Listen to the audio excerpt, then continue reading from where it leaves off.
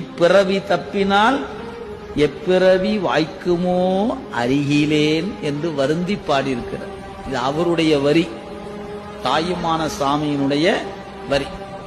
என் நேற்று செய்த புண்ணியத்தில் இந்த வாய்ப்பு கிடைச்சிருக்குது. ஆனா இன்னைக்கு இன்னும் இதை விட நல்ல புண்ணியம் பண்ணணும்னு நினைக்கிறத விட்டு போட்டு நாம் அதுக்கு மாறானவற்றை பண்ணினால் என்ன வாய்க்கும்? அருமைப்பாடுடைய பிறவியை இழக்கின்ற வாய்ப்பு கிடைச்சு. தாயத்தை எடுத்து உருட்டணும்னா அதிகபட்சமா 12 விழுகும். ஆனா குறைந்தபட்சம் அப்ப 1 பார் 12 வாய்ப்புல ஏதேனும் ஒண்ணு விழும் அல்லவா? அது மாதிரி தாங்க 1 பார் 84 லட்சம். இன்னைக்கு தேவாரம் படிக்கிற வாய்ப்பை இழந்துட்டோம், இந்த திருமுறை பாடுகிற வாய்ப்பை இழந்துட்டோம், பூசை பண்ற வாய்ப்பை இழந்துட்டோம்னா மீண்டும் இந்த இடத்துக்கு வந்து சேருவதற்கு 84 லட்சம் முறை செத்து பிறந்து